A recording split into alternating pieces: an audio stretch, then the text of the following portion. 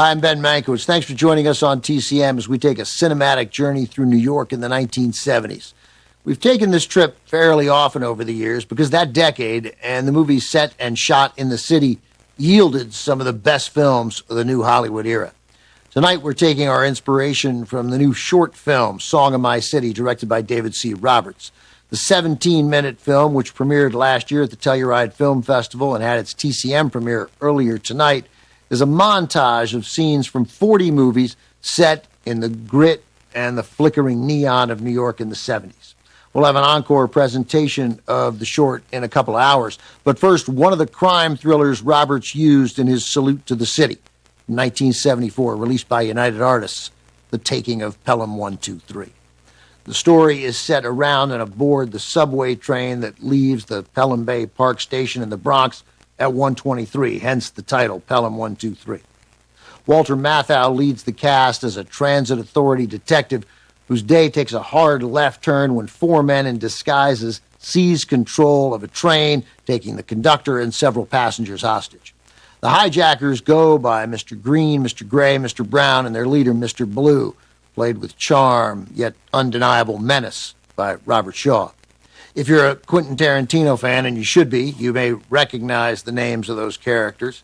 Tarantino paid tribute to this seminal 1970s crime film by giving color-coded names to the thieves in his stunning 1992 heist picture, Reservoir Dogs. In The Taking of Pelham 123, those colors also represent shades of the drab, crumbling, underfunded world of the 1974 New York subway system as depicted by director Joseph Sargent and cinematographer Owen Roizman. It may be the perfect movie to capture the mood of New York during the mid-1970s. Terror, crime, paranoia, and cynicism all commingled with the city's unique humanity, unmitigated bravado, twisted humor, and unflinching persistence. Here's the film from 1974, also with Martin Balsam, Hector Elizondo, and Jerry Stiller, The Taking of Pelham 123.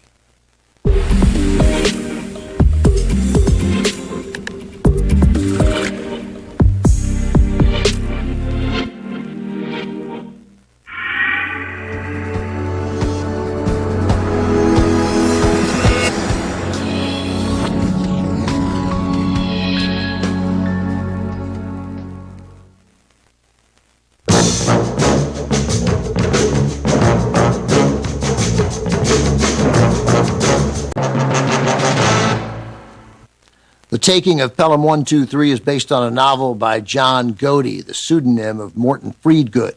A work of fiction, yes, but New York's Transit Authority worried the novel and certainly its film adaptation would inspire real copycat crimes. Director Joseph Sargent was surprised by their concerns. Cold professionals can see the absurdities of the plot right off, Sargent said, though he conceded that kooks, on the other hand, don't reason it out. That's why they're kooks. Mayor John Lindsay stepped in to keep the production on track, but Pelham producers still had to secure hijacking insurance to placate the Transit Authority. Then, in a bit of superstitious scheduling that somehow seems very New York, the Transit Authority also made sure no train was ever scheduled to leave Pelham Bay Park Station at 1:23 a.m. or p.m., an order that was rescinded in the late 1980s. When shooting some of the subway tunnel scenes, the producers used a portion of the tunnel near the Court Street station in downtown Brooklyn.